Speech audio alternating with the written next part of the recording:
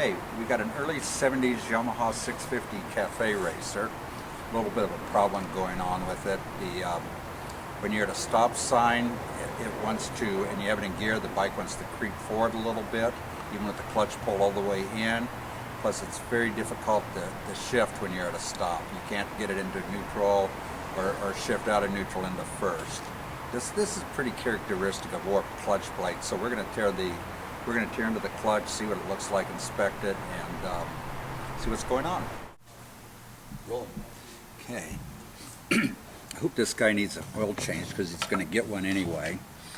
We want to start by getting the oil drained out of here. Otherwise, if you take the clutch cover off without doing it, you're just going to have oil just all over the place, making a mess. So we're going to start by draining the oil.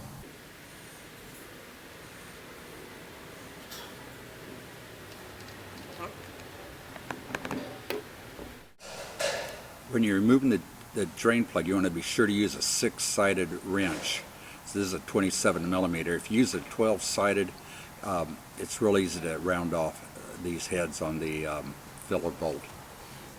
Okay, let's get this cover taken off.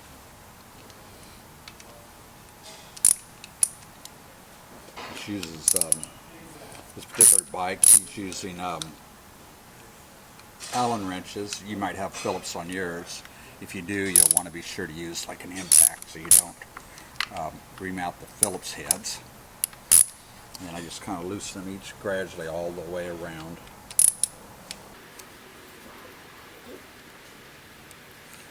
Okay, let's take the cover off. Make sure all the screws are out so you don't damage the cover. It's always good to do like a final inspection. And we're just going to start gently tapping it all the way around with a soft mallet. And yeah, here it comes. I'm going to help it a little bit. Now, sometimes people will put a real sticky gasket sealer on here and they just won't come apart. And you're not supposed to do it. It says in the manual not to, but I've had to do it on occasion. Sometimes you'll have to use like a sharp object in the cases to pry them apart.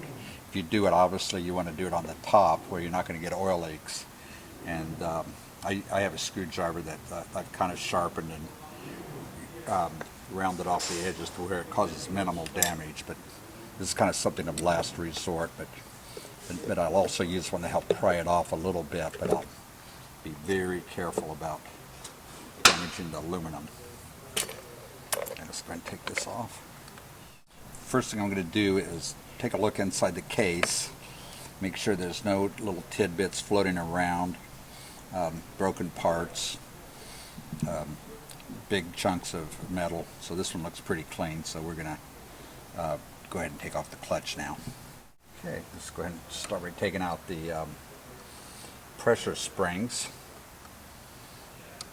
I'm just going to go and just loosen the pressure a little bit on each one, get them broken loose. They stick, you might have to use an impact. I didn't have to do it in this case. In most cases you won't. Then I'll just kind of gradually just start loosening them until I get the pressure off, working a little bit of the crosswise pattern. Just on here. Then as you get some of the pressure relieved, then you can go ahead and just go ahead and take them on out.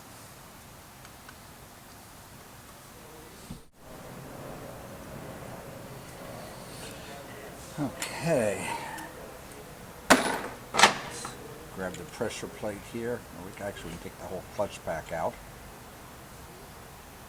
The first thing I'm going to do, let's take a look at the pressure plate. Sometimes they'll wear right in here. So this one looks good, so we're fine there. Now we're going to separate the clutch plates. Look at this. This one's really sticking. And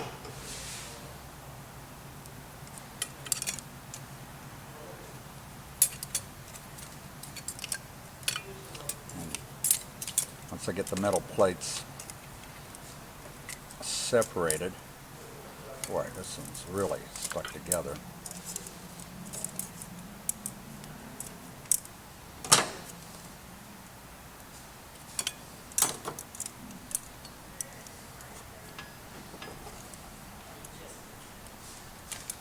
Okay. Now I'm going to go over and give these a good cleaning. Okay, we're going to check the metal driven plates for warpage. We don't really want to see much more than 8,000. What I'll do is I'll use a machine flat plate or a piece of glass. Here I got a piece of polished stone that I've checked for trueness.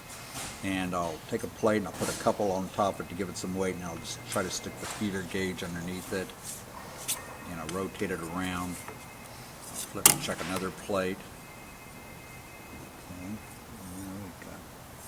This one's kind of a tight fit. That's probably about, you may want to replace that one.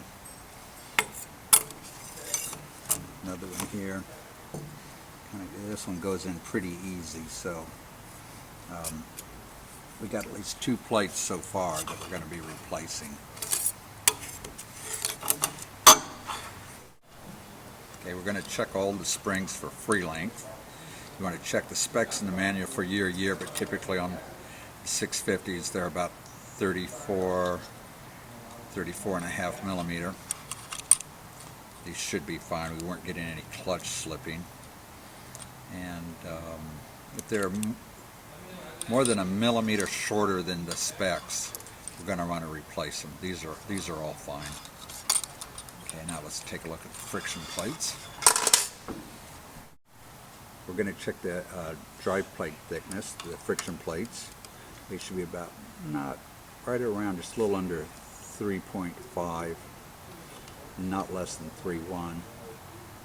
Here we're getting, this one, we're getting under 3, so we're going to replace. They're just slightly below spec, so we're going to put some new ones in there.